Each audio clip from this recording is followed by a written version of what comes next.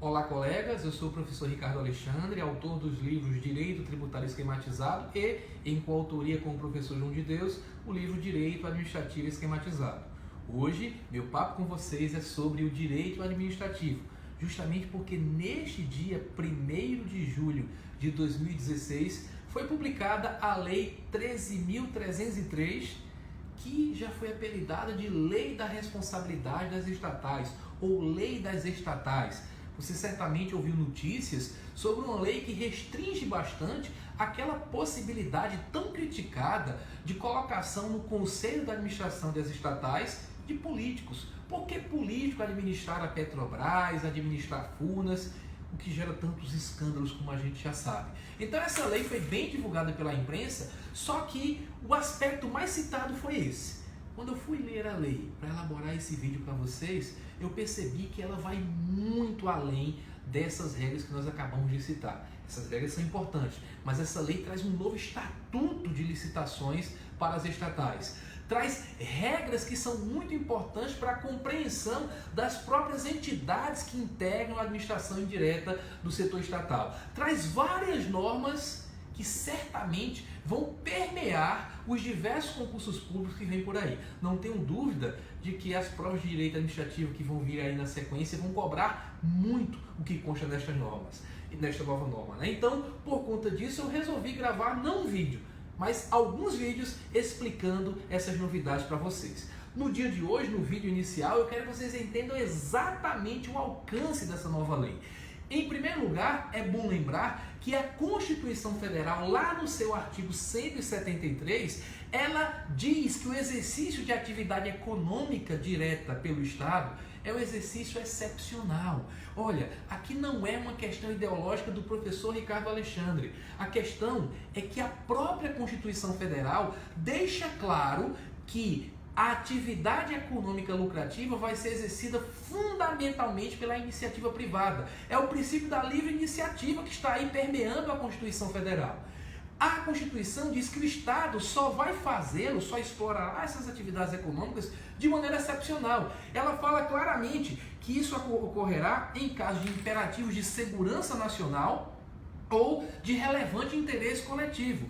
Por exemplo, houve uma época que, por relevante interesse coletivo, foi necessário que o Estado explorasse diretamente os serviços de telecomunicações. As empresas privadas não tinham grana suficiente para bancar um sistema tão caro. Criou-se a Telebrás com suas subsidiárias. Mais à frente, se percebeu que a iniciativa privada tinha mais condições, passou a ter mais condições de investimento e os serviços foram privatizados. Falar em privatizar se fala em ideologia.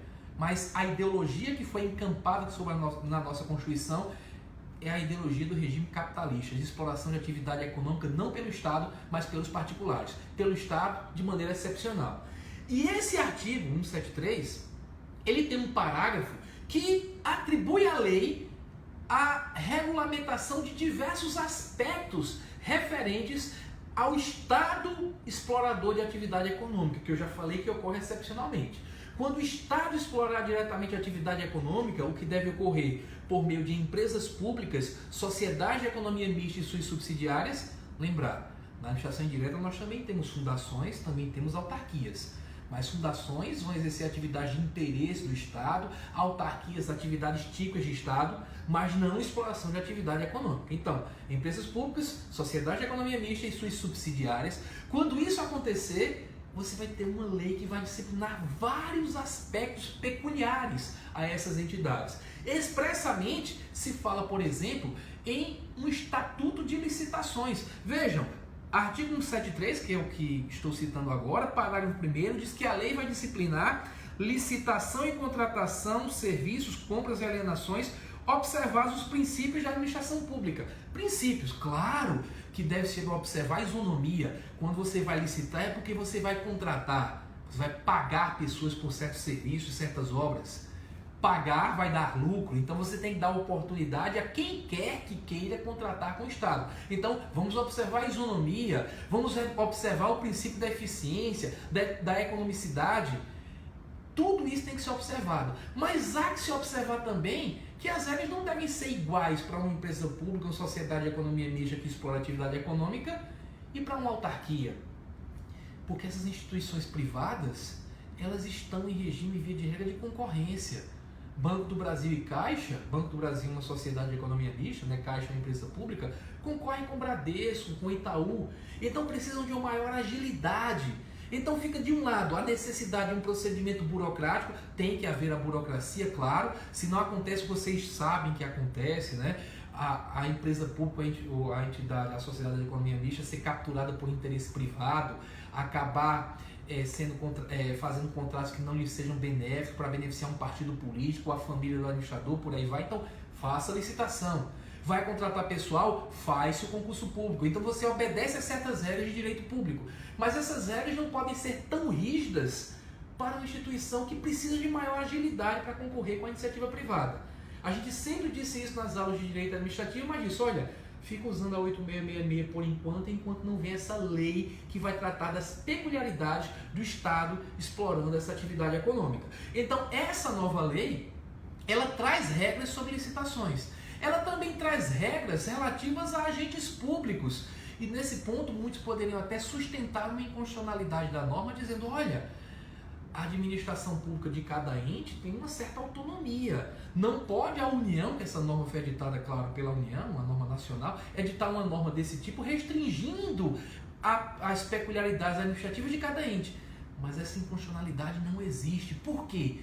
Por conta do dispositivo constitucional que nós estamos lendo. Vejam que está escrito na Constituição que uma lei, que é uma lei que tem que ser nacional, ela vai disciplinar esses aspectos relativos às entidades estatais que exploram a atividade econômica. Então a Constituição trouxe um fundamento para que a União legisle para todos os entes federados. Uma lei que não é, portanto, uma lei simplesmente federal. É uma lei nacional que vincula todas as entidades. Como vocês vão ver nos vídeos que vão ser apresentados aqui neste canal, a lei traz de volta o Estado para essa ideia restritiva de só explorar a atividade econômica em certos casos. A lei vai trazer mecanismos de fiscalização pela própria sociedade, mecanismos de transparência. Vai exigir também que aqueles documentos que são publicados em linguajar técnico também sejam publicados num linguajar acessível à população para fortalecer esse controle social que é tão importante para que a administração pública funcione corretamente. Vocês vão ver grandes efeitos, poderosíssimos efeitos que foram gerados na legislação brasileira pela Operação Lava Jato e pelo case Petrobras. Vocês vão ver que várias coisas que aconteceram ali, elas fundamentaram normas que vão tentar evitar que essas coisas se repitam. Agora, cada um desses aspectos vai ser analisado nos vídeos subsequentes. São cenas dos próximos capítulos que nós estamos explanando aqui. Continue nos acompanhando, porque eu garanto, várias questões de prova você vai obter a pontuação aqui nesse canal com a exploração desta lei que vai repercutir tanto nos concursos públicos daqui para frente. Um beijo no coração, até o nosso próximo vídeo. Tchau, tchau.